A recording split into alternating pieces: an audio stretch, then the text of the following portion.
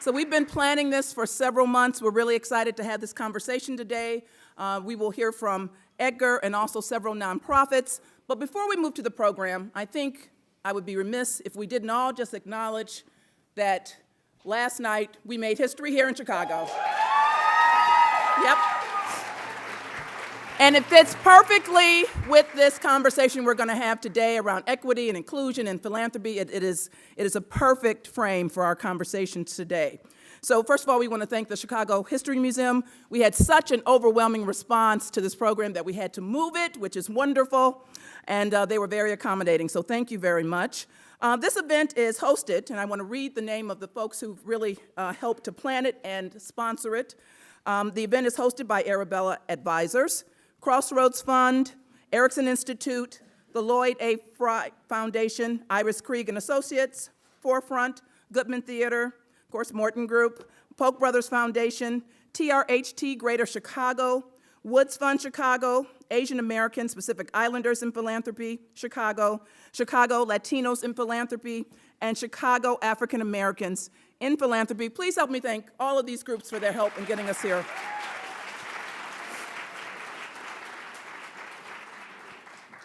As you may know from the title of Edgar's book, he really is bringing to the fore his roots as a member of the Lumbee tribe, and we thought it would be really appropriate to have an opening ceremony from the American Indian Center of Chicago.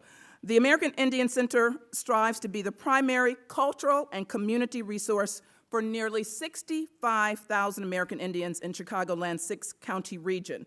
Chicago is the third largest urban Native American population in this country. Yes, let's give ourselves a yes, that's right. Which I think many of us don't know, with over 100 tribal nations represented. With over 75% of all Native people living off-reservation and in urban settings, the center represents this emerging Native population shift, resulting in a diverse, multi-tribal community. And so today, we want to welcome Heather Miller, who's with the Wyandotte tribe, Dave Spencer, our drummer, with the Dene and Choctaw tribe, and Maritza Garcia, who is our jingle dress dancer, also with the Choctaw tribe. Please give them a round of applause.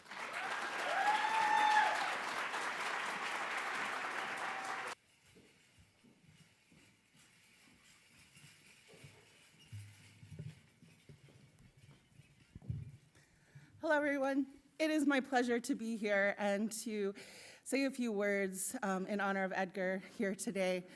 Before we get started, one of the things that is just really important for us as an organization is to recognize the land that we're standing on. So with that, I would just like to take a few minutes to recognize that this is the territory of the Council of Three Fires, their original territory. That consists of the Odawa, the Potawatomi, and the Ojibwe nations. That also means that we had members from other tribes that also called this area home. Chicago's always been a city. It's always been a gathering place for Native folks, and we continue that today with having the third largest urban Indian population in the country. It is my great pleasure to introduce Dave, Maritza, and Jasmine is also joining us for a song this afternoon. They're going to be singing an honor song for Edgar, and then Maritza is going to present a jingle dress dance in his honor. The jingle dress actually originated here in this area, so we're very happy that Maritza is here today to share that tradition with you guys. So with that, I will turn it over to them.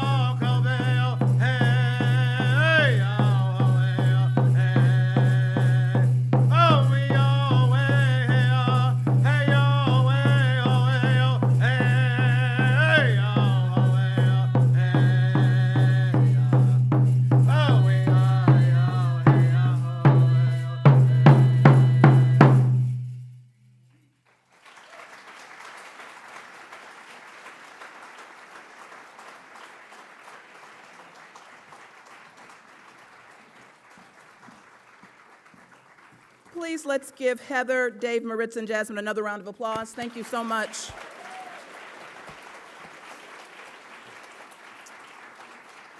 And so the rest of our program, and shortly I'll introduce Edgar, but I want to make sure you have just a few housekeeping rules. We have a couple of nonprofit organizations, the representatives from those organizations who will join us along with our moderator for the panel, Tracy, and then we will ask you to use your smartphones and use slido.com. If you haven't used that before, the instructions are on your program. You just go to slido.com, and the event code is Decolonizing. And that is where you will be able to put in questions, and we will see those questions and then give them to Tracy, who's going to be doing the moderation after Edgar speaks. And so now we're going to bring up our special featured guest. We are pleased to welcome Edgar Villanueva back to Chicago. He is a globally recognized expert on social justice, philanthropy, and currently serves as Vice President of Programming and Advocacy for the Schott Foundation in New York, and is an enrolled member with the Lumbee tribe. His new book, in case you have missed the title of it in some way, it is Decolonizing Wealth, Indigenous Wisdom to Heal Divides and Restore Balance. And listen to this, this is very important. It is currently the #1 book in the world in the nonprofit category. Congratulations. And very important, the proceeds from this book and merchandise will support Native youth organizing and leadership development. So please buy this book. We have our friends from Women and Children First who are outside, and Edgar will be signing books immediately after the program. So here's the context for the book. What if we could use wealth to heal rather than cause further harm? What if money was spent trying out concepts that challenge or shatter the structures and systems that have created incredible inequity and disparity? Exactly. In his book, Edgar explores this core argument using his own personal experiences as a Native American grantmaker and foundation executive, along with field data and dozens of funder interviews. He reveals the racial dynamics at play in philanthropy and finance, including banks, investment funds, and aid organizations, and using indigenous worldview offers a path forward to healing. Please, let's give a warm Chicago welcome to Edgar Villanueva.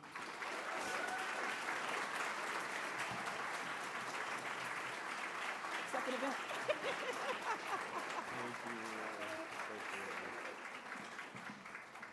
Hi, Chicago. I can't see anyone. I see Heather. Oh my God, I'm so honored to be here. Thank you for coming out to support this work. And it's such an exciting time to be back in Chicago. I feel like such an attachment to this community from the work that I've done in my previous work at Marguerite Casey, where we supported a lot of organizing in this community.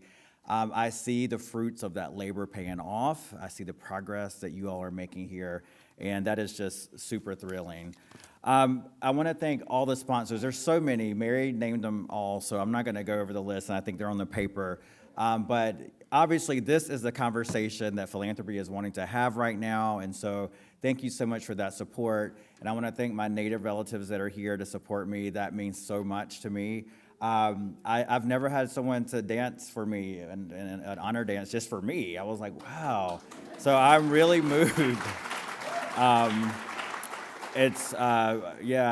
I'm almost speechless. I talk a lot, so it's hard to get me all the way there, being speechless. But thank you so much. And again, I just want to lift up just all of the good folks in the city that are working hard to move our communities forward. This is the birthplace of community organizing, right? And when I worked at Marguerite Casey, I got an education in organizing and movement building from the folks in the city that I have taken with me that politicized me about this work in so many ways. So I feel like I'm just back home tonight, and I'm just honored to be here.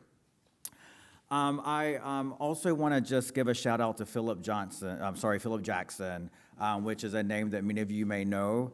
I just actually learned yesterday about his recent passing. He's someone that I interviewed and lifted up his story in this book. And so I just want to acknowledge all the friends and supporters of Philip Jackson. And I dedicate this talk today actually to his memory.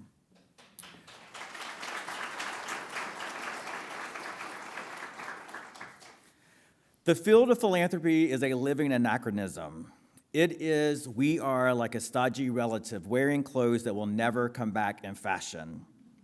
It is adamant that it knows best, holding tight the purse strings. It is stubborn. It fails to get with the times, frustrating the younger folks. It does not care.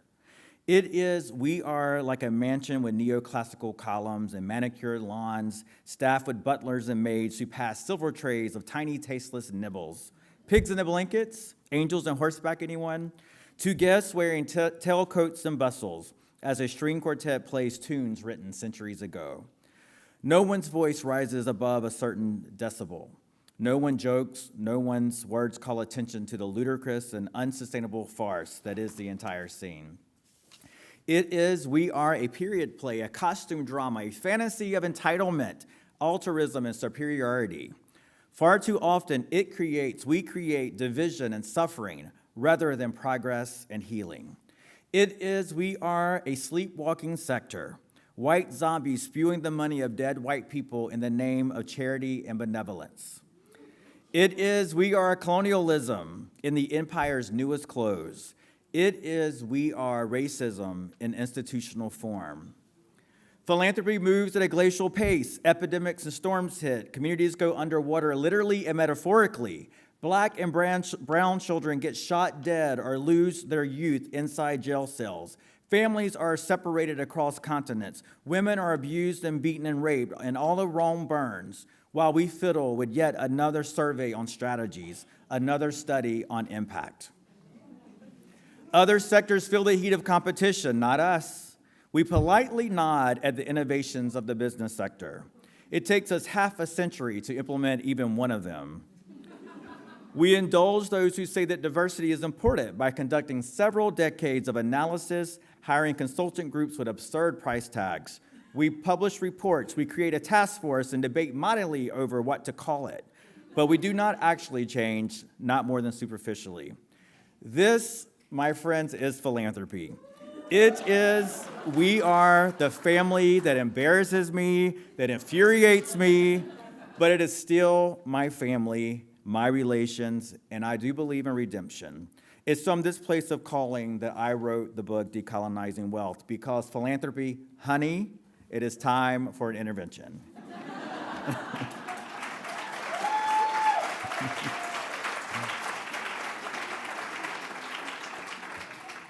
I was being so ridiculous when I wrote that.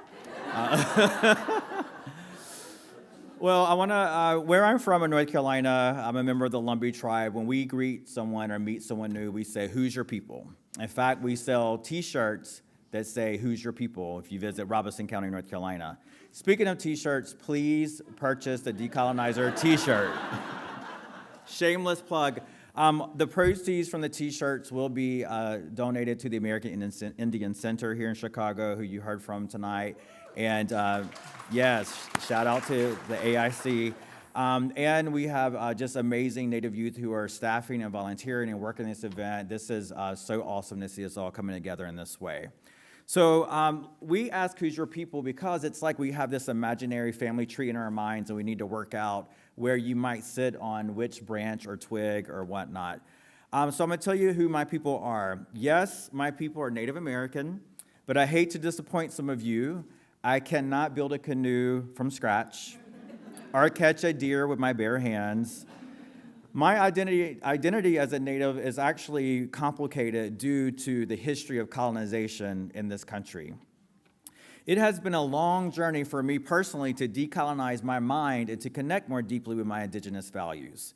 I've grown to really appreciate those values in the Native worldview that's been passed down to me, especially from my mother. And especially as one of the few Native Americans who have worked for the past 14 years in this small private bubble of extreme concentrated wealth and privilege in philanthropy and social finance. This is a sector that is inherently connected to Wall Street, yet aims to support the nonprofit industrial complex in order to nurse the wounds caused by poverty and racism. I'm going to skip some of my speech because I always write more than I have time to share. So that's a really cute story about my mom that you should read about in the book. She's awesome. My mom is quite an inspiration, and she was actually the first philanthropist that I knew. And she ran this ministry out of our church. In addition to working 3 jobs, she was a domestic worker for 2 shifts and worked at DMV, which is not fun for anybody to go, whether you're working there or going to renew your driving license. But my mom ran this ministry out of our church that ended up ministering to 300 young children every week that were bused into church, just to love on them and to let them know that they were special. And, you know, I remember that my mom just teaching me about reciprocity and understanding that we are only a healthy community if we are, in fact, taking care of everyone. You see, helping those kids was my mother's medicine. I want to talk about medicine for a second. What do I mean by that? In our culture, in indigenous cultures, by medicine, anything can be medicine. It can be a place, a word, or stone, anything that seems, to bring balance or hope or make you just feel good, right? Like a coffee date with a friend or a phone call with someone who makes you laugh. Anything could be medicine if you just allow your intuition and your feelings to determine that something can serve as medicine.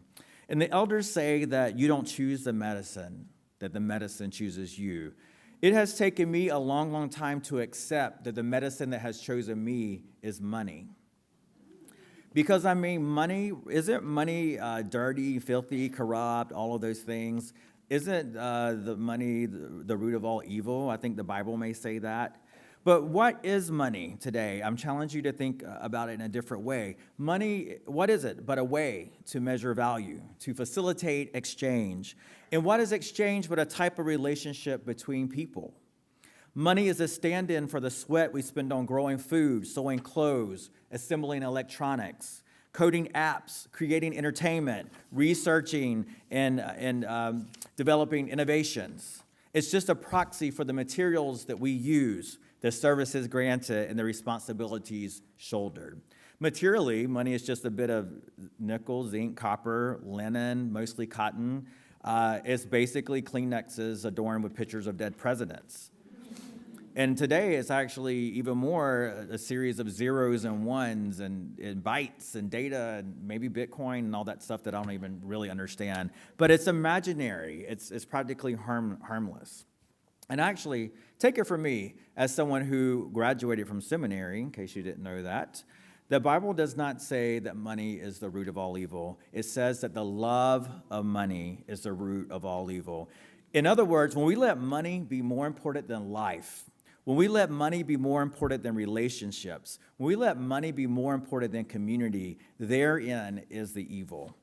Now, I'm not saying that there are problems with money when it's hoarded and controlled and used to divide people, to oppress and dominate, but that's not the money's fault. Humans have used money wrongfully. We've made money more important than human life. We've allowed it to divide us. Now, that is a sin. We forget that we humans made money up out of thin air as a concept, a tool for a complex society, a placeholder for human relations. We forget that we gave money its meaning and its power. If that's the case, then we can use money in a different way. Money should be used as a tool of love, to facilitate relationships, to help us thrive, rather than to hurt and to divide us. Now, I don't need to persuade anyone here about how broken the economy is, right? How it's causing more harm than good for all but a tiny percent. We can talk about a list of inequalities like recession, bursting bubbles, bankruptcy, unemployment, debt. We know that something's wrong, and more people are calling out capitalism and neoliberalism as being inherently flawed. And I don't disagree. I think that the system as it functions today is definitely broken. But I think what the real root of the problem is, we often hide behind capitalism. As Malcolm X said, you can't have capitalism without racism. What if I said to you that it's not about economic models necessarily, but it's about white supremacy and colonization? Because you see, when it comes to getting access or giving access to money, white men are usually in charge, and everyone else has to be twice or more as good to get half or less as much. The stats are in the book, for sale outside, supporting Native youth. But take it from me. Whether we're talking about philanthropy, which is the field I work in, or venture capital, or bank loans, or even municipal bonds, all the institutions in control of access to money are ivory towers, institutions of racism and division. By design, all these funders exist to preserve the wealth and the privilege of a few, to separate them from the rest of us. By design, money is employed in the name of division, in the name of fear, greed, and envy. So my main argument in this book, obviously the title kind of says it all, is decolonizing wealth. That's what we need to do. So what does that mean? What do we need? What does decolonize even mean? My God, when I was writing this book and we decided on this title, people were using the word decolonize in some spaces, especially Native circles and in some movement spaces, but it was not a mainstream frame or concept necessarily. So thankful for Black Panther, came out right before this book, and now colonizer is an everyday household word, right? But what does it really mean, you may ask? Well, first, are we clear what colonization is? Colonization seems totally normal to us because history books are full of it, right? And because to this day, many colonizing powers talk about colonization, not with shame, but with pride in their accomplishments, because it's actually really strange. Conquering is one thing. You travel to another place, take resources, kill people who get in your way, then you go home with your spoils. But in colonization, you stick around, you occupy the land, and you force the existing indigenous people to become you. It's like a zombie invasion. Colonizers insist on taking over the bodies, the minds, and the souls of the colonized. Colonization begins as a conquest and exploitation motivated by greed and fear, justified by God-given superiority.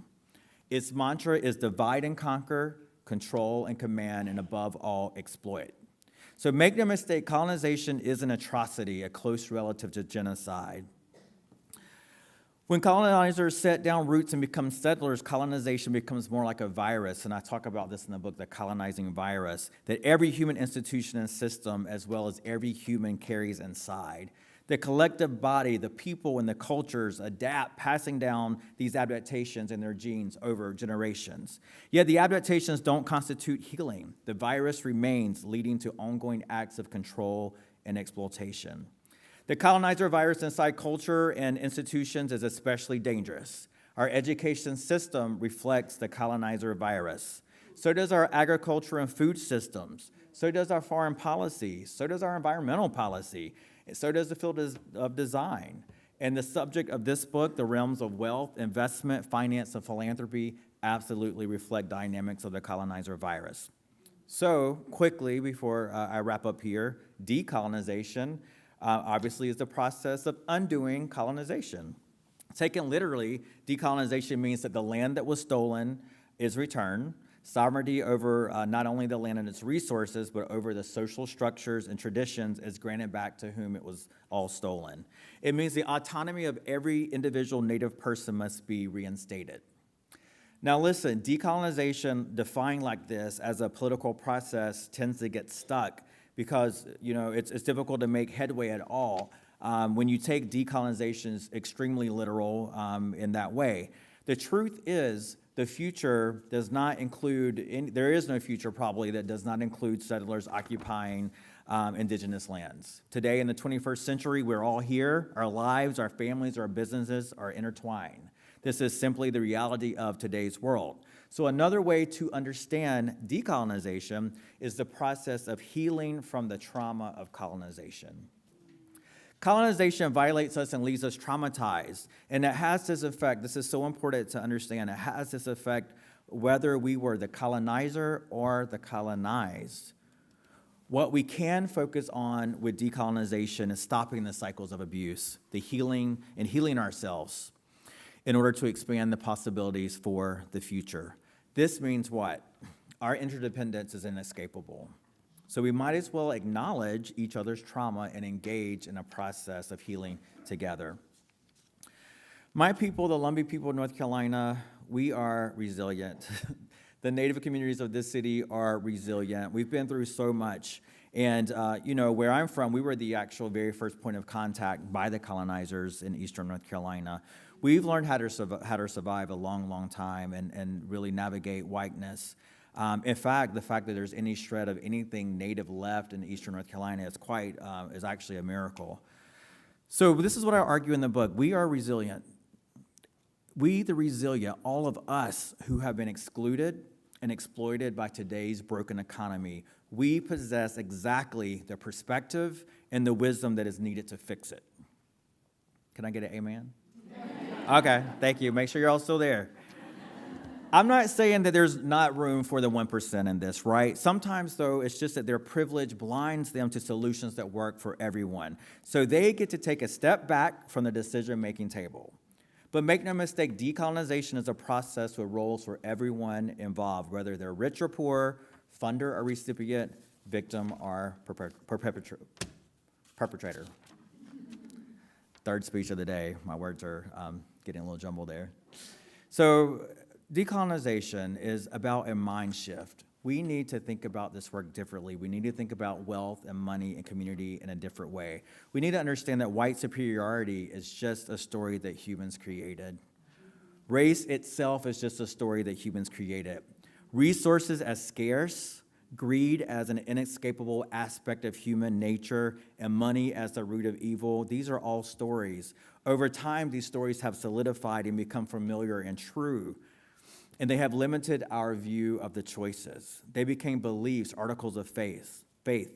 Yet our beliefs are just one perspective, and we can change our perspectives on these issues. Once we understand that these stories are optional, choices that we made, we can let them go and believe a new vision for what is possible in the future. In January, Inside Philanthropy gave me an award as the most radical critic of philanthropy, which I think, yes, I celebrate and appreciate that, but I also think that it's kind of sad that talking about love, talking about racial justice, talking about equity, and actually just speaking truth to what the role that philanthropy has played in harming communities, although we're doing our best to change that, to help and heal communities, it's kind of sad that that's considered to be radical.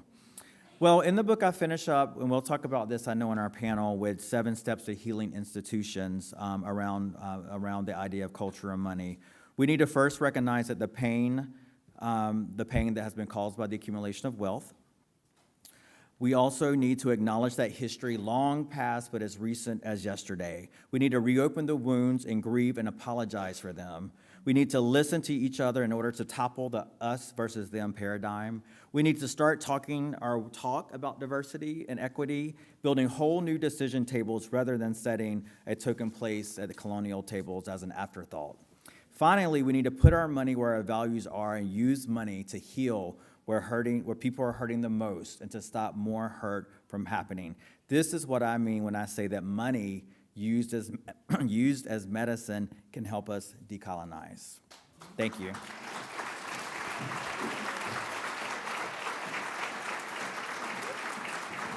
We're going to move the chairs, okay? Let's give Edgar another round of applause. He's going to be here for further conversation. And can we have the lights up just a little bit? I want to see, just by a show of hands, as we're moving the chairs down for our panelists, how many folks are here from nonprofit organizations? Can you just raise your hand? Okay, great. And how many folks are here from foundations or other funding sources? All right, wow, incredible. Okay, we're going to have a great conversation. And so I want to welcome, first of all, our moderator, Tracy Hall. Tracy is the director of the Joyce Foundation's Culture Program. She has previously served as Deputy Commissioner of the Department of Cultural Affairs and Special Events, DCASE, for the City of Chicago, where she oversaw the Arts and Creative Industries Division, as Vice President of Organizational Development at Queens Library in New York City, and as a strategist and community investor in Boeing's company's Global Corporate Citizenship Division, among other positions in Chicago, Seattle, and Connecticut. She's done a lot.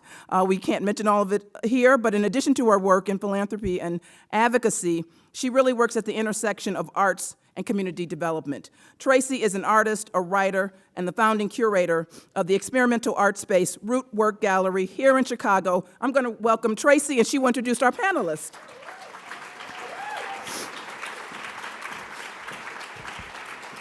And one more reminder, please go to slido.com, use the code decolonizing so that we can take your questions. Thank you. I want to thank Mary and everyone who went, Deborah, so many people.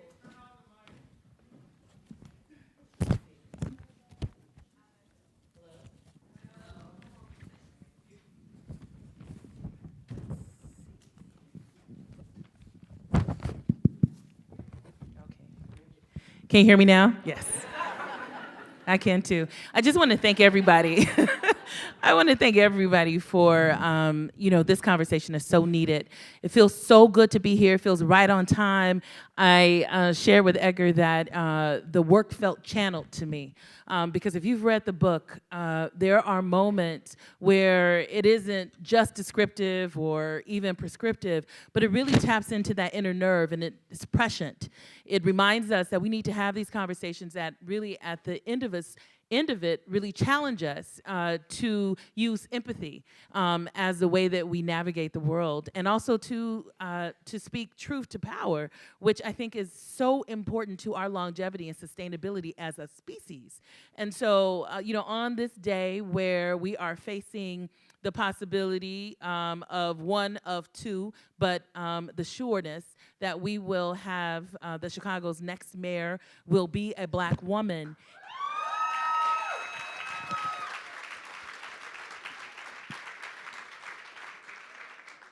It also speaks to accountability, right? So it speaks to an expectation that I hold and have, that Black woman's power looks different.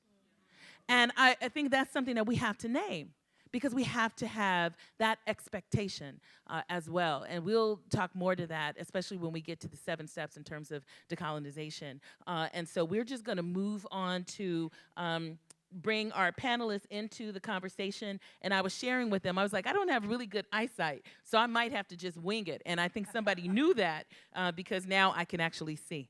I can really see. So I want to introduce Sophia. Sophia Zaman first. Sophia is the executive director of Raise the Floor Alliance, where she advocates for policies that advance justice for low-wage workers and grows strategic resources for the Chicagoland Worker Center movement.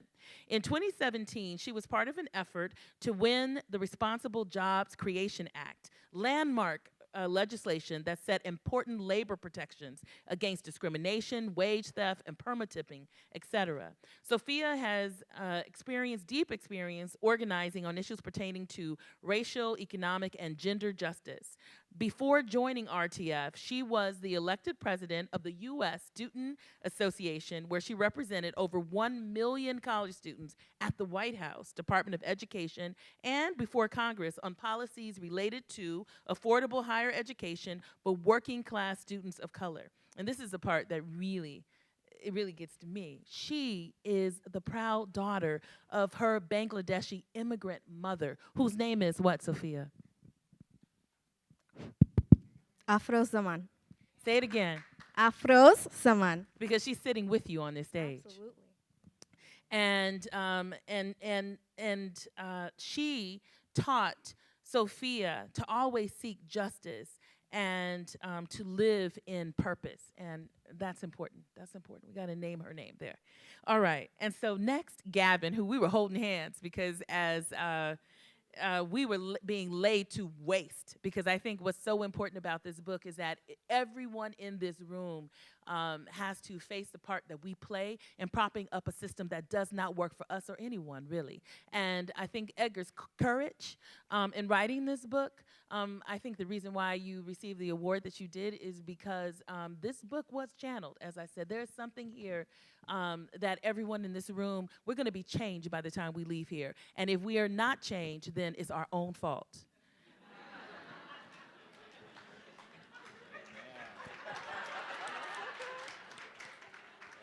Next, we have Gavin Kearney from the Shriver Center.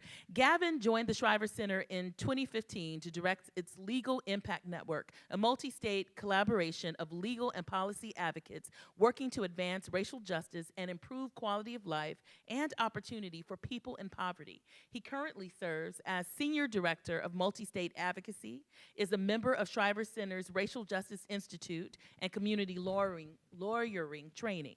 Gavin previously directed the Environmental Justice Program at New York Lawyers for the Public Interest, where he led multi-strategy community lawyering campaigns focused on improving the health and opportunities of low-income communities of color in and around New York City. So I definitely want to welcome you both in this conversation. And I also want to say, Lily, Atamina, and I think there may be a few others from the Joyce Foundation, this book is such an important guidebook for Joyce Foundations and for, I hope, the other foundations in this room as we take on, especially at the Joyce Foundation, 3 issues that are centering our work. One is racial equity, economic mobility, and doing both of those things for the next generation of young people and of leaders in Chicago and across the Great Lakes. And one of the things that we do know is that if we are not racially equitable and just, and if we don't widen the pathway and opportunity for economic mobility, there won't be an opportunity to have this conversation in 100 years. It'll look completely different. And so our very lives depend on being truthful and being honest in this conversation. And that brought me here to the stage, and I'm just grateful to be here. So questions. I want to hear from you first, Sophia, about Raise the Floor and the work you're doing. You have been and are involved in really important movements that really hinge around the idea of economic justice and access. Can you talk about the work you're doing and some of the things that you find most important and prescient to Edgar's conversation and what he's having us all consider? Absolutely. First, I just want to start off by thanking the organizers, the panelists, the facilitators, everyone who made this event happen. Edgar, for giving us this space to have this really important conversation. I think it is a really pressing issue that's facing all of us in our movement spaces, in philanthropy, et cetera. I think, on the one hand, we're experiencing just an all-out assault on every community and institution of public good. We're being pulled on from the right. But I think on the left, we're also seeing a real revitalization that's being led by Black, brown, working class, queer students, young people. And they're really rightfully demanding that we take a discerning eye to our movements, to our structures, our leadership, and make sure that they dismantle the oppressive systems we fight against every day and not uphold those systems. So I think it's a just cause that all of us are having this conversation. So before I begin, I also want to take a moment to call in and recognize the rightful stewards of the land that we're on, the Nation of Three Fires, as well as the spirit of my ancestors, the freedom fighters from all of our movements, including the movement for workers' rights. The American labor movement has a long and storied history, and there's a lot that led up to the moment that allows me to be here and allows my work possible, but it's a little too much to cover in 5 minutes. So we will put that out there. And I think to start, we have to begin with context. Context is everything, right, in our work. And so to summarize, the past few decades have been really troublesome for workers. We've seen with the growth of multinational corporations and the rampant outsourcing of jobs, we're seeing this sort of change from what used to be available, middle class jobs with salaries and benefits are turning into low-wage, precarious positions that are usually temporary or part-time and have historically been outside the purview of traditional labor organizing. And it's really destabilizing our economy. All across our growing service sector, we're seeing working conditions deteriorate for day laborers and domestic workers, workers in manufacturing and warehousing, restaurant workers, temp staffing workers. Anyone who makes minimum wage are experiencing these deterioration of conditions. And these positions, right, are disproportionately held by immigrants, by Black folks, by women, by other people of color. They are positions that are held by undocumented folks, by formerly incarcerated folks, the most marginalized of our society, right? And what's more is that these are the folks who've historically been let out of traditional policy campaigns and federal employment legislation. So that what results is that folks are experiencing double marginalization as being the most marginalized in our society and being further marginalized in their workplace. So our economy has shifted, but in the response, the American labor movement has also shifted, and what's emerged is the growth of worker centers. And worker centers are deeply rooted community organizations where the traditional labor movement has sort of weaker connections, and they're operating at sort of the leading edge of the changing nature of work, right? They are the front lines experiencing new forms of employer abuse, new schemes that employers are using to keep workers in struggle. They're addressing emerging trends in wage theft, in subcontracting, health and safety hazards, misclassification, retaliation, and discrimination, just to name a few. And I think the low-wage workers that we represent tend to be canaries in the coal mine, right? The trends that we're seeing start at the margins, but they move to the center. And so it's really, the fate of the labor movement is really dependent on what worker centers are seeing every day. So Raise the Floor Alliance then sort of came about to represent the next phase of the worker center movement by bringing together the 8 worker centers here in Chicago around the shared issues that all low-wage workers are experiencing, the ones that I just named. And our real goal is to function as sort of a backbone organization that can really strengthen the capacity of our member worker centers around any area that you would think need for a strong campaign, right? Strategic research, policy communications, and we also have a direct legal representation through our law department. And I think every day we think about how can we advance justice for low-wage workers. And I think that looks like we have to decolonize our movements. And when I think about, well, what does it, in preparation for this event, I thought, well, what does it mean to really decolonize? And how does that look? And I think Edgar's steps are going to be really important in as we reflect. But I think what came to mind for me was like, we have to draw on multiple worldviews.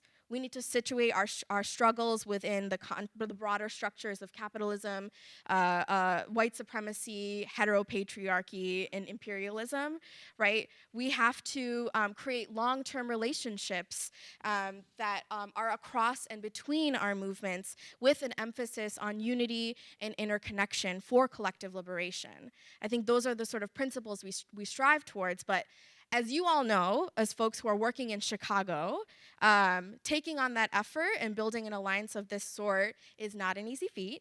I think a lot of folks in Chicago would say, right, there's a lot of beef here, and that's not just a reference to our slaughterhouse days in the stockyards.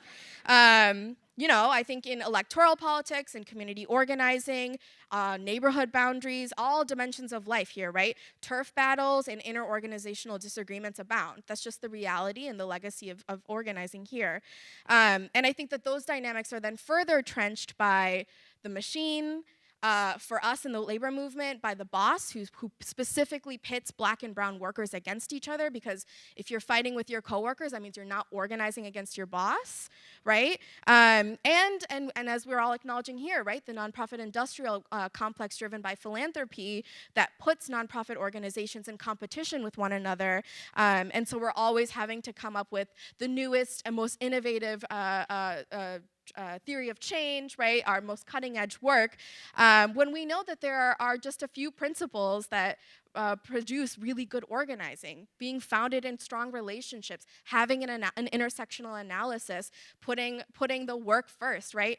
And so, I think that this dynamic has really shifted our movements to be focused on sort of Band-Aid solutions as opposed to addressing structural change. And I do think philanthropy has come a long way. If we think about even the shift happening from direct service into supporting long-term organizing work, I think that this is the kind of work that leads to systems change. And this was the lens that we had when we began Raise the Floor, is how do we come together, though we are 8 distinct organizations with different theories of change, with different constituencies that we represent, but how do we subvert the dynamics of competition?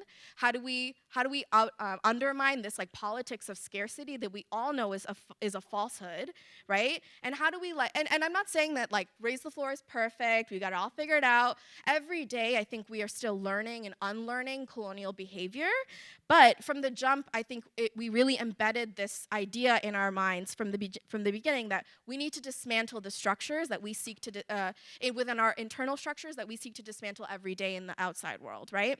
So I think coming together as an alliance, we are fundamentally rooted in the understanding that there's no separation, that we are all of each other. we have a duty to one another to love and protect one another, but also we have a duty to each other to collectively succeed, so we have to look out for one another. When one of us fails, all of us fails. When one of us succeeds, all of us succeeds. And I think though this work is difficult and it's complex and it's lifelong, it really grows our awareness of interconnection, and it shifts the way that we relate to one another, making us more greatly accountable and ultimately responsible for our thoughts, our actions, and our words. Thank you, Sophia. Gavin, Sophia left a few things for us to consider as we hear more about your work at the Shriver Center. One is the continual process of unlearning colonial behavior. And Edgar spoke and speaks so much about this in the book, is the ways in, the way in which we invest so much and so many studies and try to create so many frames for discussing racism without doing anything about it. So I really want to maybe hear from you about the path to the work that you've been doing at Shriver and the difference that it's making.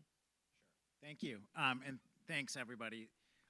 So I was talking a little bit with Edgar before we came in, and he sort of cheerfully said, well, it's time to go drop a truth bomb, and then I wasn't fully prepared for what he meant by that. So it was like, anyway, it was an onslaught, but really powerful, and as he was talking, I was like, okay, I gotta punch up my remarks quite a bit here. And then Sophia and I kind of talked about how real should we be here. So let me talk a little bit about the Shriver Center. I'll give a little bit of context to who we are as an organization, and then get to your question, Tracy, which is how we're sort of on this path towards kind of the nonprofit organizational equivalent of what I think Edgar describes for the philanthropy community, because I think there is a clear parallel for a couple of obvious reasons. One is that nonprofits, particularly older sort of established nonprofits, are often led by the same kinds of people that lead philanthropy, and by that I mean white folks. And also there's a sort of symbiotic kind of echo chamber that happens between foundations and nonprofits. We sort of tell the foundation what we think they want to hear in terms of what's effective, and as Sophia said, what's the sort of cutting edge or newest innovation, and then we're rewarded for doing that, and it's all a reifying circle. So we are sort of on this journey, but we're not. We have more work to do. But so getting back to the Shriver Center, so the Shriver Center has its origins in the war on poverty. We were created in 1968 through federal funding when the federal legal services system was being created, so the system that provides lawyers for people who live below a certain income threshold, who are facing hardship. The Shriver Center was created to serve as a backup center for this national community. We provided brief banks, we provided strategic guidance, et cetera. And as you can divine from that, and is evident in our name as an organization, our lens historically has been a lens of poverty. Starting in the mid-1990s, we started to take on systemic advocacy, both in Illinois and around the country, around issues of poverty. And this was a reaction to the fact that the contract with America, or the contract on America, put restrictions on legal services funding, so you could no longer, if you were getting that federal money, you could no longer do the systemic advocacy. You could represent all the individuals you wanted, provided that they weren't, illegal immigrants, provided that they weren't incarcerated, et cetera, but you couldn't go after the systemic causes of the hardship that they were facing. You couldn't engage in lobbying activity, you couldn't do community organizing, you couldn't do legislative advocacy. So a group of folks left the Legal Assistance Foundation here in Chicago and went to the Shriver Center to engage in the systemic advocacy. But it took us longer to sort of develop a really nuanced and sort of thoughtful lens about how race and poverty are interconnected, and I guess more specifically how racism and poverty are interconnected, and also to think about the role of sort of community, because as lawyers, we come to things, a lot of lawyers come to things with this historical, traditional attorney-client relationship. You come to the lawyer with a problem, thank you very much, let us go fix it for you, and it's a very individualized system often, and it's not a system that really thinks about power dynamics and that really thinks about long-term movement building. So over the last few years, we have decided organizationally to get better on both of those things, to get better on appreciating the intersection of race and poverty, and get better in thinking about our relationship to the communities that we serve and the communities that we work with. And this has come about for a couple of different reasons. We've had folks in the organization that have always had an explicit race lens to their work, but it hasn't permeated the organization necessarily. We've grown a lot over the last few years. We've grown both in number, we've grown in diversity, and with new voices and new perspectives. We've brought in people who, certainly people of color, who always understand that poverty and racism are interconnected, and then folks who brought that lens from work they were doing in other places. The other thing that helped us make this shift is we run something called the Racial Justice Institute, which Tracy mentioned earlier, which is this actually really fantastic program for advocates to think about how to effectively do racial justice advocacy. And a key part of that is to do community-driven advocacy. And so we ran this institute. We had staff members go through the institute, and then they would come back learning all these best practices about how organizations do better internally and how they do better in their advocacy. And people said, hey, we don't do a lot of these things. Like, we should probably think about doing some of these things that we're teaching other people to do. And so, not a light bulb moment, I guess necessarily. So we, for the last few years, have been in a really deliberate process. We've engaged in strategic planning. We've had some very focused internal racial equity retreats that have surfaced some really real conversations. We've worked with groups like the Morton Group to help us think about how to do this internally.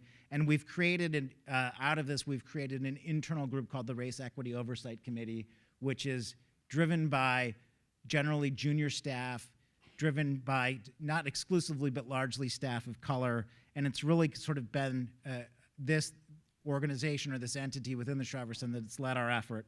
So quickly, to talk about where we are, one, we're really rethinking our relationship to communities and what it means to do community-driven advocacy.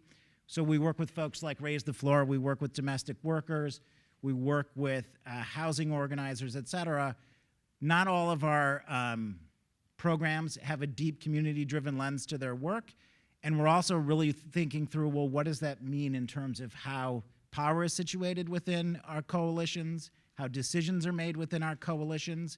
We have a lot of folks that are really experienced lawyers and policy advocates, and if you're a really experienced lawyer or policy advocate, it's hard to give up the sort of decision-making control because you often think that you know what the smartest, most strategic move is in a given moment.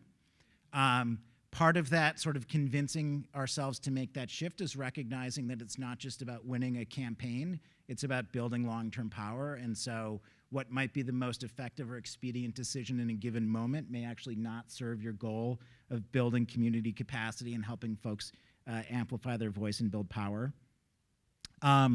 We're also doing a lot of this work with an internal focus too. So we have focused on revamping our recruitment, hiring, and retention policy. If we're gonna really do this work effectively, we need a more diverse staff. We need an inclusive office, recognizing that diversity and inclusion don't always go together. So what does it mean to have an office where people of color both come and want to stay and feel like their perspectives and orientation towards the work is valued and reflected in the work that we do? And we've done a few other things internally, but maybe I'll stop there because I don't know if I went over my 5 minutes, but I'm probably close to it anyway. I am thinking that I want to flip the script a little bit, and I want to talk about the 7 steps, because I think both of you in your work are invoking them when we talk about the 7 steps to decolonizing wealth. And I would love maybe if you can maybe lead us through those a little bit, Edgar, and concentrating on number 6 and 7.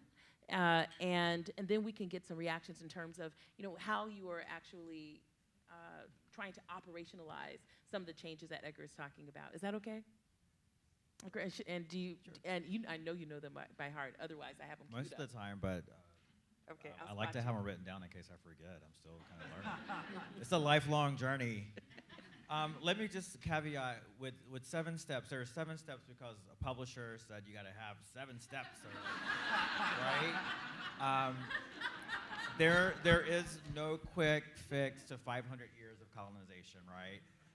But these steps, I don't want to oversimplify. These are not a silver bullet, but this is a process that I gleaned from Indigenous Wisdom. A lot of this is closely connected to sort of a restorative justice model, right? And so what does it mean if you have trauma, if you have hurt, you've been offended, you get in a circle with the offender and you go through a process.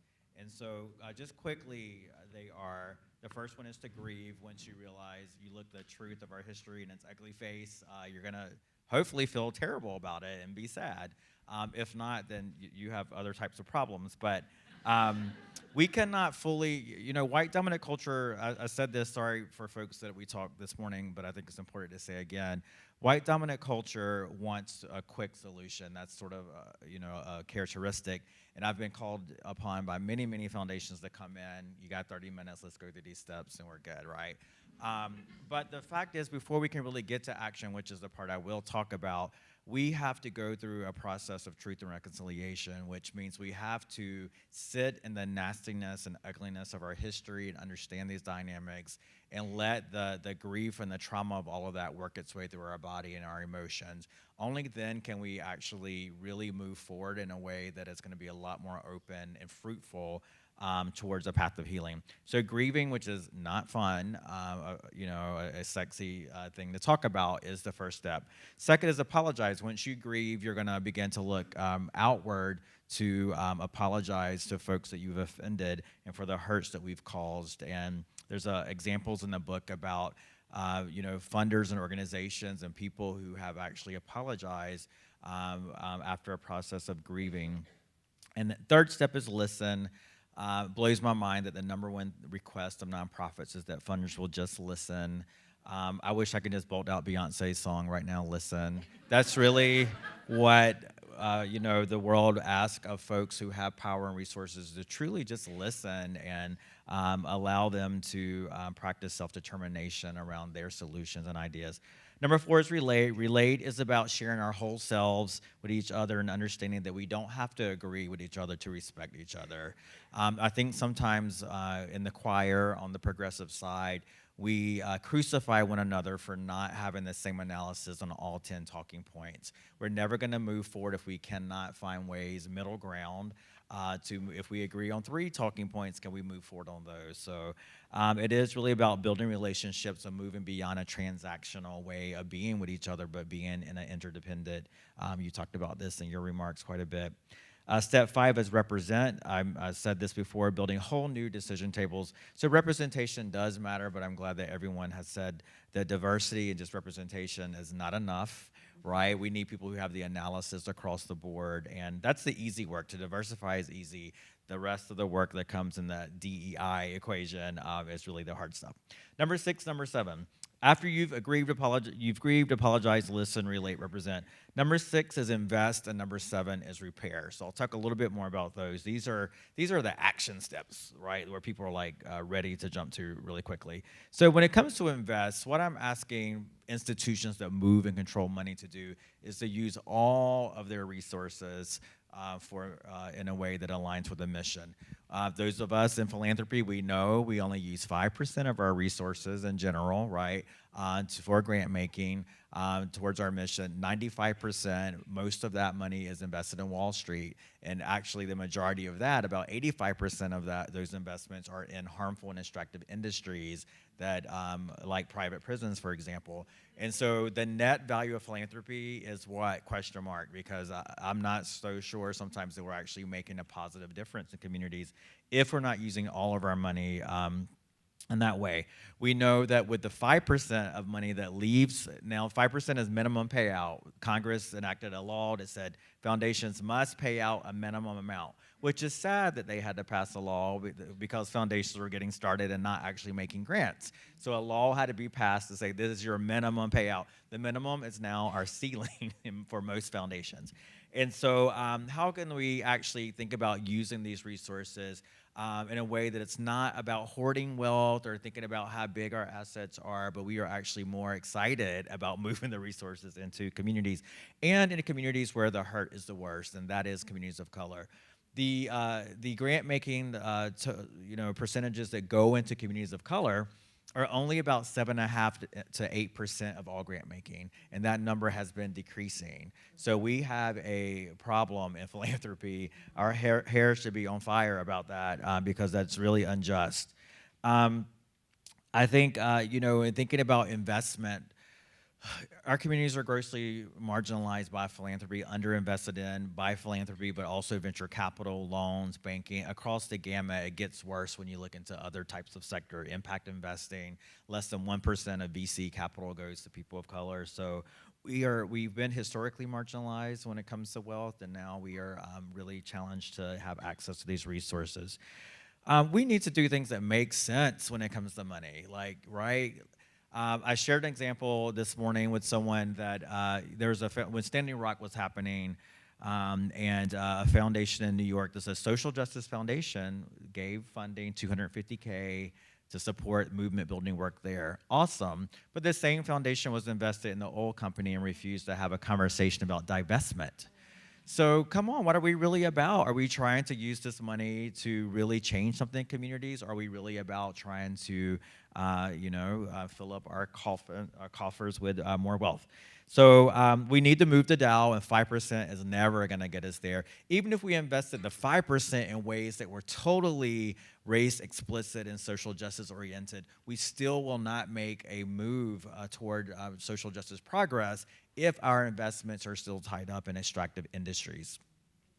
Only 2 of the 10 largest foundations in America actually share publicly where they're invested. One of them is MacArthur, and shout out to them for that, in Chicago. We need to be held accountable and know where this money is going, because this money actually should have gone into taxation, into public coffers, which is a different conversation. And then finally, well, actually it's the same conversation, right? Just not enough time to really unpack that like I would love to. But the final step is repair. My God, the least we can do is to stop harming communities, right? That's the least we can do, but we also could go further to actually think about using our resources in philanthropy, finance, and banking in ways that help to repair the trauma that has been caused. If colonization has caused us to be separated, divided, if it's caused this trauma and exploitation in our communities, then the resources can be used for building relationships, building connections, helping communities to flourish in a way that is intersectional beyond our siloed funding areas. So the best, most strategic philanthropy is money that is going to help facilitate healing, and that healing is what we need to close the race-wealth gap. A couple of things I throw out. I am not a financial expert or economist, but there are great things that are happening that are working to close the race-wealth gap, and I think they're an opportunity for foundations and others to invest more in these and to popularize them and to see if they might work, like baby bond proposals, like universal basic income, like financial transaction taxes, right? There's research behind some of these models, and they're being tested around the country that show with a very little pinch to the rich, just a small tax on financial transactions could generate millions of dollars. So I ask us to imagine something completely different from what we're doing now. We can't just keep doing good grant making. That's not enough, right? We got to get more radical in our thinking. What if we took 10% of our endowments of every foundation in this city and just turned them over to communities of color, right? Most of us wouldn't even miss a blink, right? We wouldn't even notice that.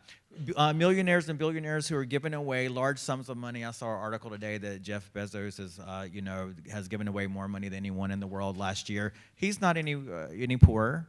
He's richer this year than he was last year. Foundations, same situation. We could give more out of our endowments to support this work in ways that would not harm us. So I'm asking us to think about how can we apply a reparations framework to our giving and think about our philanthropy as trauma-informed to facilitate healing in communities.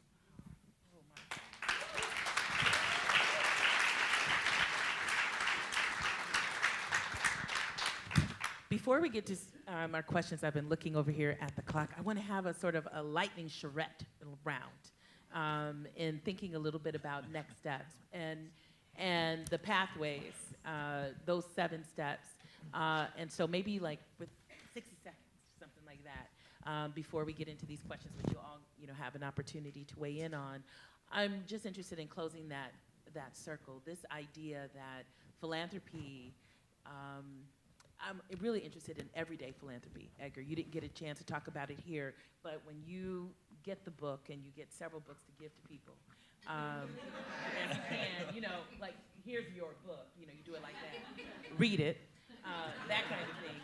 But one of the things that you talk about is that you really demystify philanthropy, because you talk about everyday philanthropy. You talk about people like your mother. You talk about people, I just could only imagine your mother. We haven't talked so much about your ancestral legacy, but I think a lot about my own mom, who in the gas rationing in LA where I grew up, she would have me go up and down the street, and many people didn't have cars, and take the grocery list and ask people, what do you want? And so using the resources that we have, which weren't that many, but I also want to make sure that we include in this conversation and hold space for the fact that we also need to bring philanthropy back home to the community.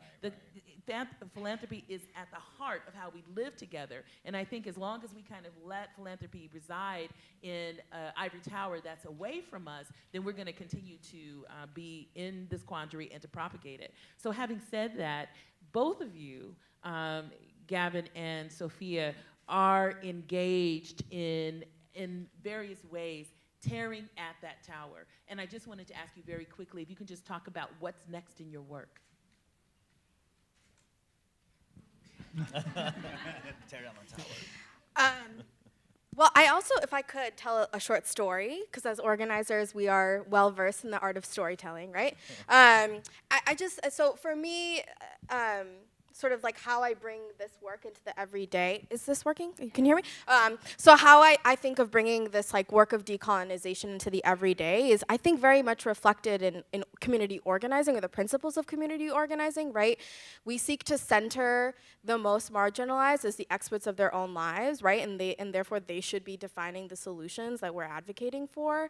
And so in my work, like we talked a little bit about the Responsible Job Creation Act, and just briefly, like, what that looked like was in the temp staffing industry, Trump talks about how, jobs are going overseas, but actually, like, the Chicago logistics industry is booming. People don't really know this because, it's there's so many layers of subcontracting, but when you think about a company like Amazon, they have all of, if the products are being produced in China, let's say, they're coming in through the port of Oakland or the port of Long Beach, they're traveling along the train tracks or highways, and they're converging in Chicago. And people in Chicago are packaging your Amazon boxes, they are putting the plastic containers around it, they're making the plastic containers that we use for the shipping. They're the ones who are literally putting the boxes in the trucks and getting crushed underneath these horrible working conditions. And so, I mentioned earlier that one of the dynamics we see every day is the ways in which Black and brown workers are pitted against each other. And as Edgar said earlier, capitalism and structural racism are intimately connected. And we see it produced every day as Black and brown workers are pitted against one another. And so we were involved in an effort to reform the temp staffing industry, things that you would think are really just common sense policies that weren't protections in the law. For example, temp workers were being stranded. They were being sent out to work but not provided transportation back to their home, right, or to the temp agency. They were being charged for drug tests and background checks, which is a super racialized thing, right? They weren't even being notified of what health and safety equipment they needed.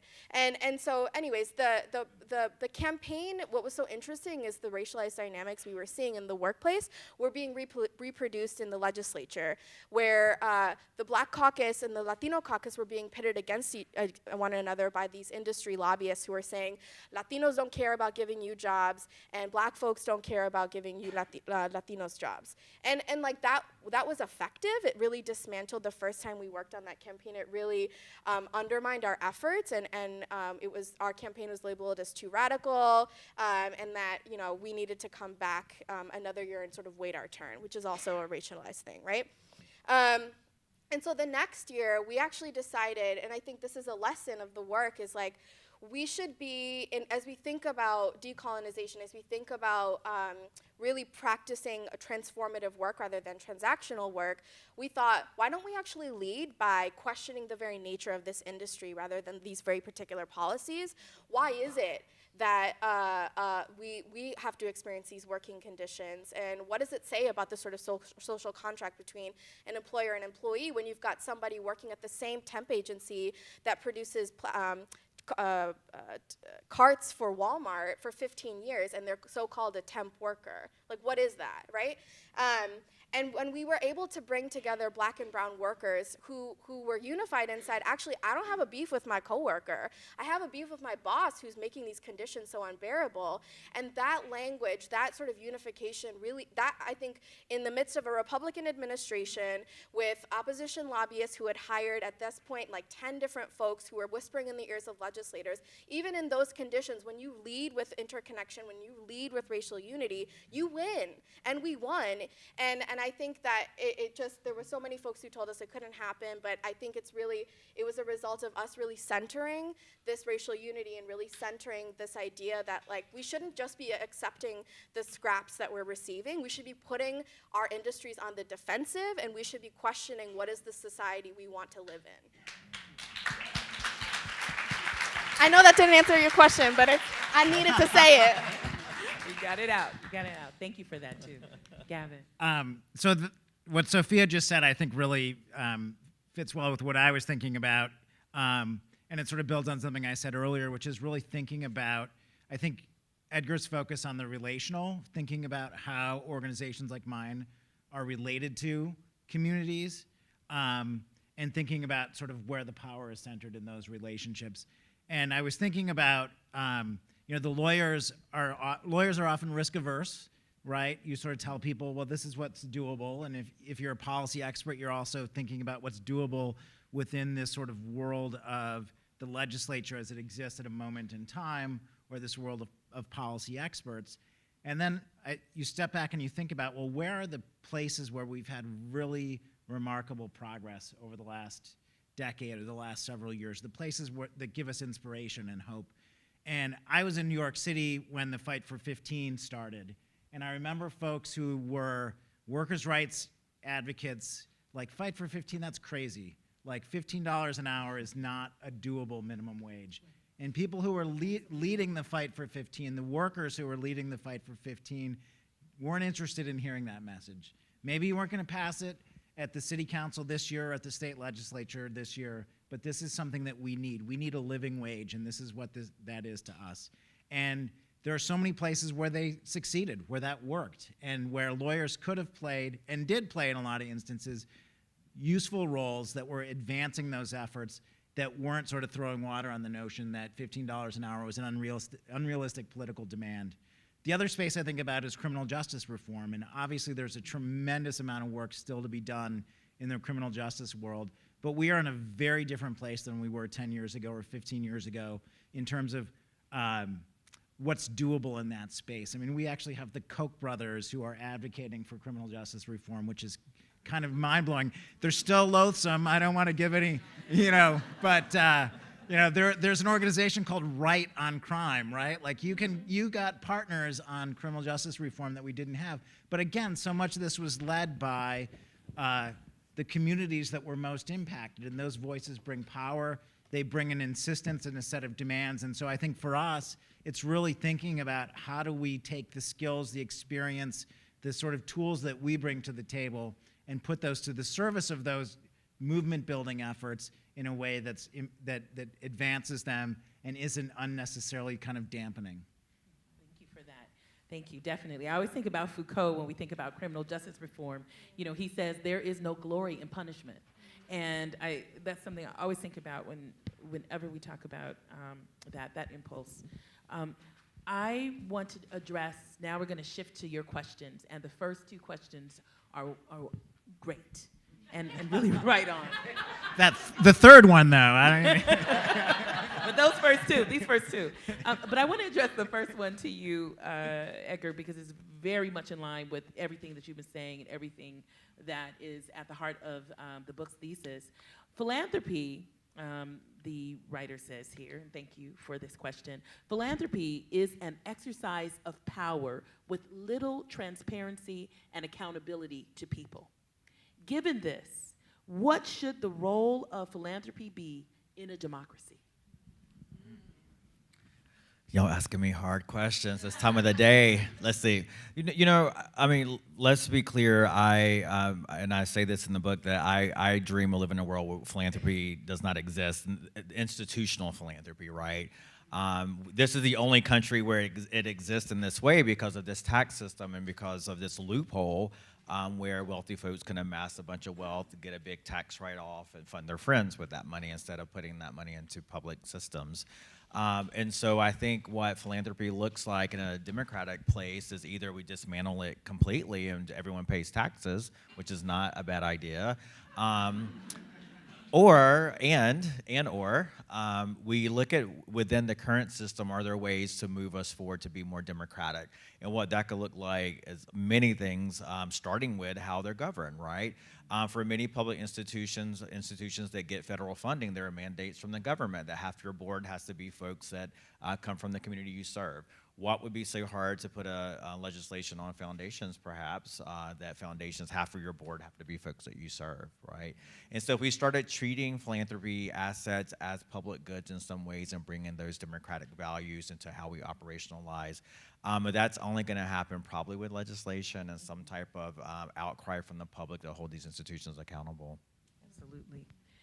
Challenge the 95% of the 5% and move more into the 95.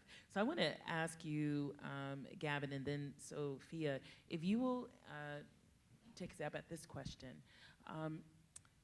The writer says, can we truly decolonize wealth while preserving capitalism as our economic system? Just thank you so much for letting me take that one on first. You're welcome. I think that's a great question. I don't know. I honestly don't know the answer to it. I think that there are certainly aspects of capital. I guess the question for me is capitalism inherently in conflict with a just world, or is it the sort of particular manifestation that we have of it here that's in conflict with a just world? I don't know the answer to that question, to be honest with you. And it would be a great sign of progress if our politicians were actually debating that in an active way. Like, should we totally dismantle capitalism, or should we just fundamentally reform it? So that's a long way of just punting, I guess, on that question. But Sophia, I saw your head nodding. Hello? I believe that any system that values profit over people, over dignity, over respect, is a system that is unjust. No questions answered. Or no questions, no other questions. Yeah, no more questions. You know what I mean. Everything's answered. It's a second language, let's not forget. So just to keep it in the round, because I think that all of these questions sort of like there's a through line between them. And so the next one is for you, Edgar, to that point, is how do you, because and you talk about financial systems, you talk about media, you talk about all of these systems in which there is this white supremacist gaze, right? But you, because of your work in philanthropy, you really lay open philanthropy, and it needs it, right? Especially because of this idea of altruism, which kind of, in some ways, is a veneer, as your book suggests. So this question, is, I think, really something I would love to hear your response to. How do you navigate advocating for societal and organizational equity in foundations as an employee who is consistently silenced by the executives and board members? Well, no one's silencing me anymore. I'm pretty free. I think the reason that I was driven to write this book is that I did feel silence in the past, and I was just kind of tired of playing games. Like, what is this really about? Are we have a mission statement, we have something on the wall, we have something on the website. Why are there so many barriers to actually delivering on that mission? So many ways that we were pretending to be what we were not, and I just wanted to call that out and lay it open in a spirit of love. Yes, I still work in philanthropy, and I think if we're able to actually call it what it is, that we are connected to capitalism, we are a part of the capitalism machine. We exist because of capitalism. It is what it is, right? And so if we name that and acknowledge that, then we can do our best within this current system to be better and to be more equitable. But to put our head in the sand and pretend that there's an evil world out there of like corporate America or whatever, and we're over here like the good people doing this work with this money, it's just really naive and not real. So I think that the fact that I wrote this book and I'm just kind of calling out stuff, I get, like you said, laying it open, has been a breath of fresh air, because I think so many people are tired of pretending, or we're in this field because we really do care. I don't think anyone gets up to go to work at a foundation in the morning and says, I can't wait to be racist today with my grant making, right? Like, most people care, I want to believe. But we just have not had the opportunity, the education, the exposure, and then there is the fear of kind of speaking truth to what it is about.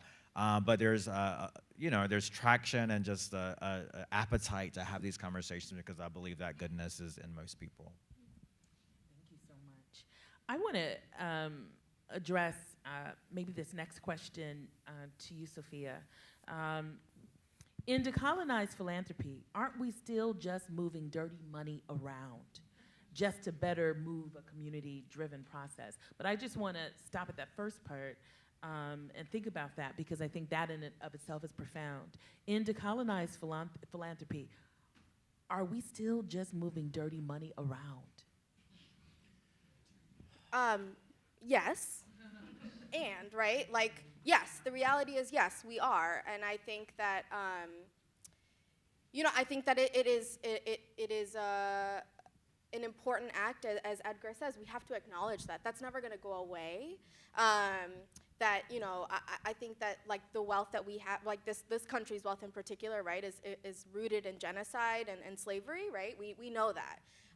And that's not something we can ever hide from. I think we just have to acknowledge it, right? And imagine, what are the system, how are you putting that money to work?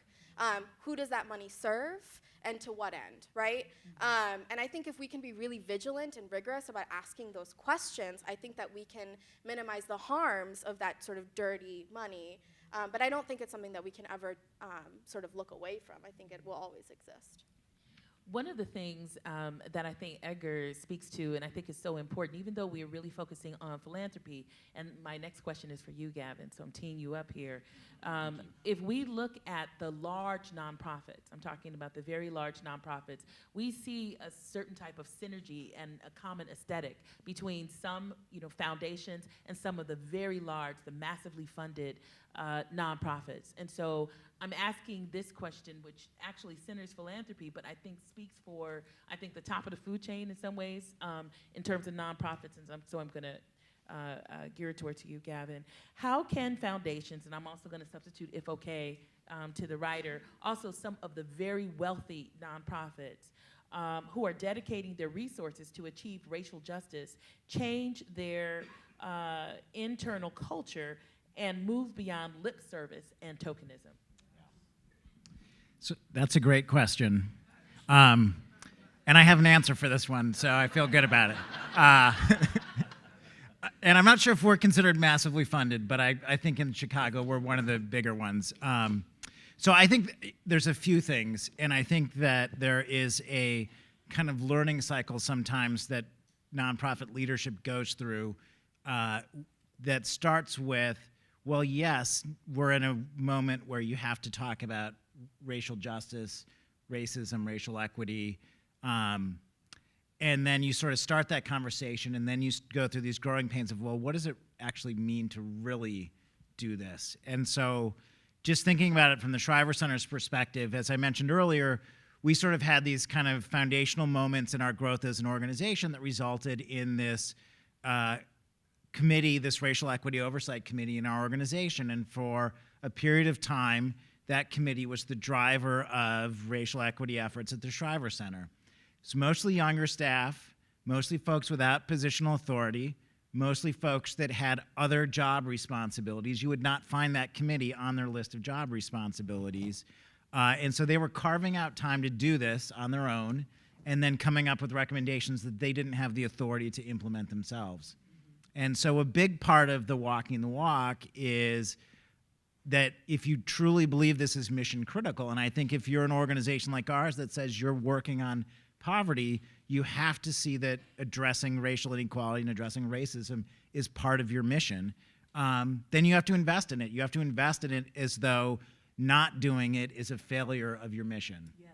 And so that means everybody's accountable to it. It means that you have senior staff who have specific responsibilities around the things that you're trying to do. And then you move, at the same time, you need to move outward, and you really need to have real, authentic relationships with the groups that you work with that are beyond just, hey, you know, there's a hearing, can you get some people at the hearing? Or we want to do a press event, or here's a sign-on letter in support of this bill that we're running. It's about how do you set your priorities? How do you set your agenda? Who sets your agenda? And how do you think about your relationship to those impacted communities that ought to be the ones setting an agenda? And once you build trust, it can become more subtle in terms of how that plays out within campaigns. And I'm thinking about some of the sort of our history working with domestic workers and Sophia's group that has had some bumps in the road and I think is moving in a positive direction. But it's really thinking about that in a way that's self-critical, that's not defensive, and where you really see doing this as not a nice thing or a new thing that you need to do, but as essential to your work. Okay, thank you for that. Thank you. So we have a few more questions, and they are zingers, I'm telling you. People are ready for this conversation, and I'm so grateful to be here. Edgar, this next question is for you. Do you support regulations on foundations that, one, increase its annual payout? You've talked about that. Number two, limit its perpetuity. And number three, mandate community representation on their boards. Yes. I'm not sure. Yes. Yeah, so so the first question went around 5%. Yeah, it's supposed to be a minimum. So, I think we need to increase that foundation. Some are doing that. There is a movement. NCRP has philanthropic practice at its best that you can sign on and make a commitment. But we've been this field that has been, has said we want to self-regulate. We're good people. We will do studies and reports and self-regulate. We're not getting there fast enough. And so I think that outside pressure and legislation is going to be required for us to make some changes about payout, but all types of things like governance potentially. The idea of perpetuity is really interesting. I mean, I personally lean towards spin down. I think some of the reasons for being in existence forever kind of are in the same vein of thinking of, we need to invest in Wall Street because we need to always have wealth to fund grants forever, right? And so I don't know. I question the legitimacy of why we need to have that type of legacy as an institution forever. When we could put all of these resources into some major transformational change now that might actually solve some problems that we have in our communities. And I think we need to think the long game is really around a different tax structure in this country. The next question, yes. I think that it's definitely, I think in the book, the resources, just the resources alone, are worth the price of the ticket in a lot of cases. But I also think that the prescription that you give is going to be necessary if philanthropy is going to remain viable. Because I think we're also in this conversation and here in this room because we understand that philanthropy as it exists now is really not tenable. So I want to ask this question to whoever is interested, and I have another one for whomever is interested, so I'm not going to assign, but if one person can take this, great question.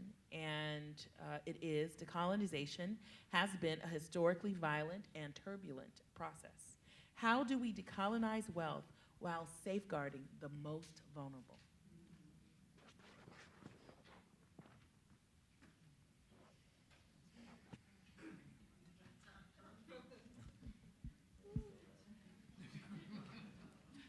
I mean, I think we've had themes of centering the most marginalized, right? When we focus our work on those who are most impacted, when we move the money to communities that are most impacted, that is our way of addressing the trauma that the accumulation of wealth has caused. So, the fact that we are investing less than 1% of philanthropic resources in Native communities is like super sad and ridiculous. And so I think, holding ourselves accountable to invest and move resources in a way. So decolonizing wealth is just simply about closing the race wealth gap. And so you got to look at the margins and who is most impacted disproportionately by poverty, and that's people of color in this country, and focus exclusively, in that way to move resources there. So, yeah. Thank you. The question after this one is for you, Gavin, for Shriver. So I'm gonna point this next question to you, Sophia, and it really is a general question. Could you talk about the irony of holding this discussion at a museum, where we should address the colonial history of most history museums, or the colonial roots of most history museums? Yeah, that is a great question. So in my other life, I'm also part of a youth collective called Chicago Desi Youth Rising. Shout out. Tina's in the front. So we convene young folks ages 14 to 21 for a weekend retreat. And one of the first activities we do with our youth is to create a timeline of the South Asian diaspora. And we very much root that conversation in the idea that history is not neutral, it's deeply political. And we have to remember that as we talk about our work, as we contextualize the history of how we got to be here. I think it also sort of impacts sort of who we think of as experts, and what stories are elevated to the level of the historical memory, and who do those stories serve, and to what end. And so I think that, being here in a museum is there's some tension there, because we know that the histories that are common that we learn are the ones that serve our oppressors, right? And so I think so much of our work is about telling alternative stories, by centering the folks that are most marginalized, the folks who we seek to empower. I think we lean a lot on oral traditions. We lean a lot on non-written traditions. We lean a lot on really valuing the stories that each individual is bringing into this work as a powerful lesson in trauma and triumph, and as an opportunity to sort of learn from one another. And I think it's, so important. We couldn't be on this stage if we didn't have, thank you, the ceremony that began this whole conversation. Because at all times we remember that we're guests here. At all times we remember that we are relying on the hospitality, the radical hospitality of the Native American Indian groups that have welcomed us here. At all times we recognize that this is not our land.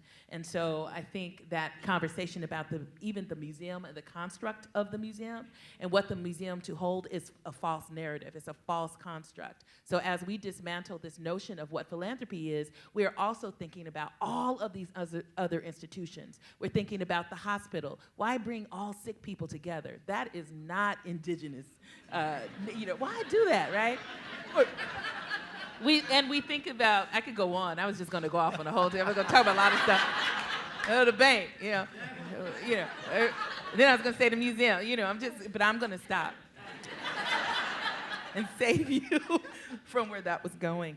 And so, so this is for Shriver, Gavin, thank you. Do you have examples of how your internal racial justice work is shifting your work and partnerships in community? Yes, I do. Part of it is it's shifting it in that it's shifting who is at the Shriver Center and having more folks at the Shriver Center who are reflective of the communities that we partner with and having those perspectives in the room. And I think that that's been transformative in a lot of areas that we work in. The other thing that it's done is it's helped us recognize that we need to, I think I said earlier, like we've been good kind of like episodically in different areas, but we haven't been comprehensive in thinking about our work from a sort of community-driven movement building perspective and thinking about it from a racial justice perspective. And so the work that we're doing internally, part of that has been thinking about and learning from peers locally and peer organizations around the country, like how do you do that in real and concrete terms? So like one of the things we're trying to do right now, and this is very early stages, is we're thinking about some form of a community advisory board, which is something you could do in a really sort of superficial check a box, yeah, we have a community advisory board, isn't that great kind of way? Or you could do it in a way that is intended, which is to ensure that your work is informed by and accountable to the communities that you partner with. And so that's one way where we're doing that. Another way that we're doing that is through our internal work, we've basically revamped we have a process. Like if you want to bring litigation, you want to take on a policy campaign, some other form of advocacy, there's an internal process that you have to go to that has criteria where you have to say how this fits our mission, why you think there's a likelihood of success, what resources, like some interesting and some sort of, kind of administrative planning type questions. And we've revamped that process to ensure that there are questions like, how would this effort contribute to or be reflective of community priorities? Who would our partners be? To what extent are impacted communities part of this partner group? And for us, that's been important because a lot of times our partners on campaigns historically have been like the usual suspects, which are the other sort of grass tops organizations that you would find if you went down to Springfield today to see who was kind of hanging out in the hallways working hearings and working legislators. And so those are a couple of examples of ways in which the internal work is leading to external change, but yeah. I want to ask this question, and there's a couple for you, Edgar, so I'm going to try to roll them up. These are our last few questions. But I really want to ask this next question maybe of you, Gavin, and Sophia again, because there are some parts you'll hear it, and Edgar can take on, but I really think that this question represents the ways in which I think we might be moving to action even in this room. Like as the questions continue and you see this through line between them, I think these last three really kind of are good ways for us to exit, out of this space and then just move into action, beginning with buying the book and the T-shirt and all of that, but then beyond. Yes, because once I knew that it was going to support the American Indian Center, I wanted to say that every other moment because I think it's such an important institution here in Chicago. So this question is, maybe for those of us for folks who might be more in a consumer role and thinking about philanthropy, how can we learn about and hold philanthropy accountable for its investments, such as private prisons or oil companies? What are your points of view? So I come out of higher education student organizing, and some of the youth that I had worked with were involved in campaigns to get their board of trustees, which I think of as very similar. It's sort of if we think of the university as a microcosm of life, I think of the trustees as a very sort of similar institution as related to philanthropy, and being involved in questions involved in campaigns to divest from private prisons, and also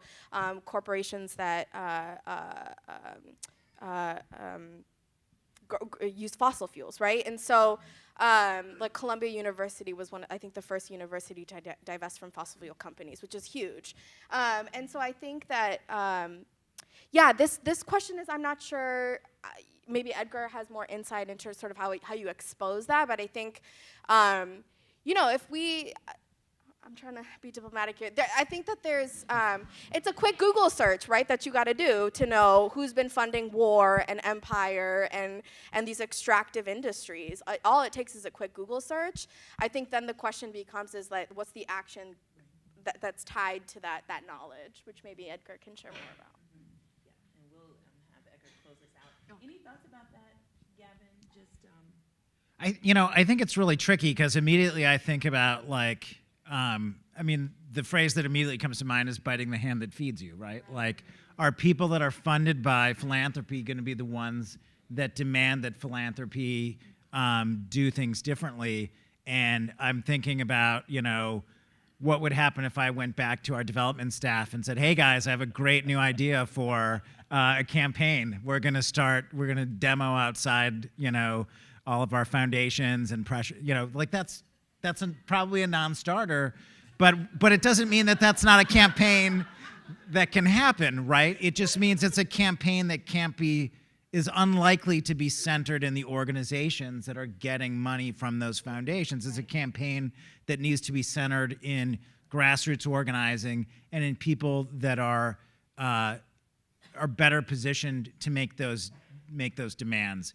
I think, you know, Edgar lays out a very convincing argument for why that's such an important thing. And to be honest, like I had never really thought about like the sort of net benefit of you give out a certain amount of money and then where do you invest all the rest of it? And that's really powerful. And so you could think about how you could really, you could shame a lot of foundations. Like it's not, the tactics sort of come to mind. It seems to me that it would need to be led by folks you know, that aren't the beneficiaries of it, but that's probably for the best anyway, because you want movement to be led by people that are impacted by it. So, absolutely, thank you for that. It was important that we just speak plainly, right? Because I think we hold our tongues in so many spaces, and so being able to be in a place where we can speak plainly and honestly is important, and I think we have to make more spaces to do that. So I'm happy that, you know, we've been able to do that here, and that we don't bite our tongue. So these last two questions, I'm going to kind of roll up and make part A, you know, 1A and 1B or something like that for you, Edgar. The first, and I'm also really interested in this question after reading your book, is there a role for family legacy in your vision for family philanthropy within a healed and decolonized society? Or can legacy or family philanthropy not exist? So again, thinking a little bit more about the family foundations and those kinds of institutions. And then the second part is, what does turning over 10% of an endowment to communities of color look like in practice? Would the money go to individuals or to collective communities? Yeah, so to the first question about family legacy, I mean, I think we're all creating a legacy for our families, right? Like, my mama could not be more proud of me right now, okay? And so, you know, what is the legacy that you want to leave behind, that your family, if you come from a family with wealth, like, what an amazing story it would be that you are the ones who got on the right side of history and acknowledge that, you know, what the history may, of connection to trauma or whatever it may be with that family's wealth, and that you decided to do the right thing by a community with that wealth in a responsible way. So there are groups like Resource Generation that you guys probably know who are doing some really powerful work in that space. So I don't think, you know, upholding a legacy of sort of like white privilege is anything that a family wants to be associated with, or white supremacy. So I think it just depends on what is the legacy you want to leave behind. There are foundations, family foundations, who are doing very thoughtful work about this, and especially with their next generation of donors. I shared today with some folks that I'm on the board of a family foundation that just opened its board up to non-family members for the first time. It took 8 years and these are relatively progressive younger folks 8 years of deep conversation about inviting non-family to their table and what that really meant.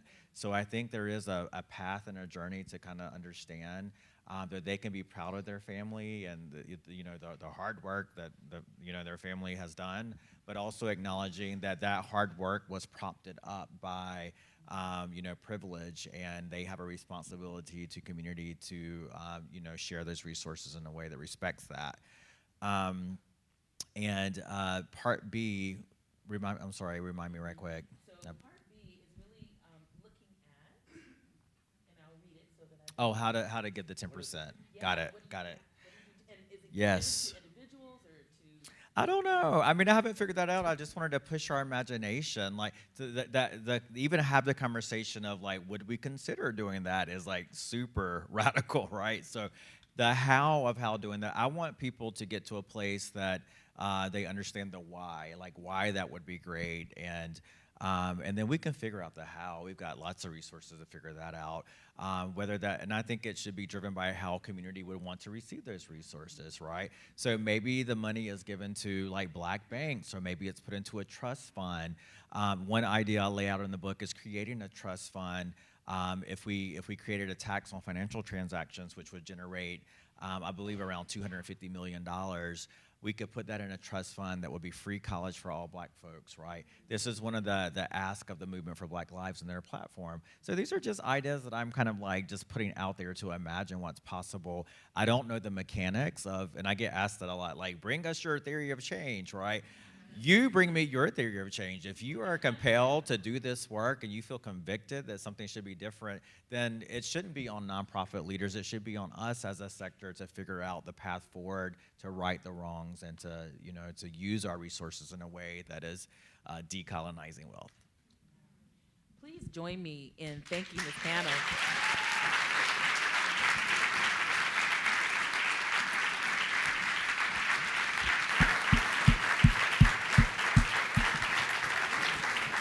Thank you. So much to talk about. We could be here for many more hours, but thank you. We have a special treat before we adjourn. We had 2 programs today, or maybe even 3 programs with Edgar today, and I just want to bring up the person who really oversaw the details for this program and told us all what to do. Please welcome Jay Hobart from the Woods Fund.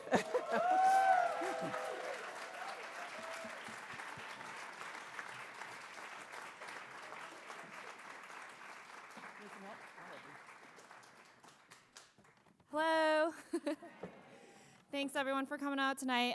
Before Mary closes us out, I thought we'd do something fun and give away some free copies of Decolonizing Wealth. So Mary will draw and announce, and then you can come on up here and get your book.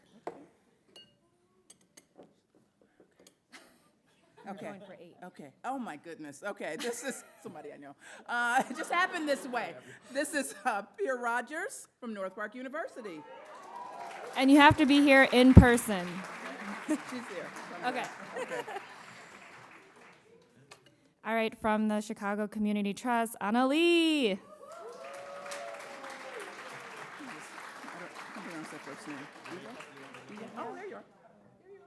Oh, thank you. And you can get those books autographed right outside at Women and Children First. Okay. From Polk Brothers, Divya Little.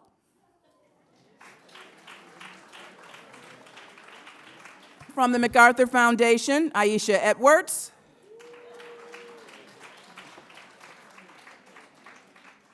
Let's get down here. Yeah. Emily Olson. Emily? Greater Chicago Food Depository, Kelsey Kleiner.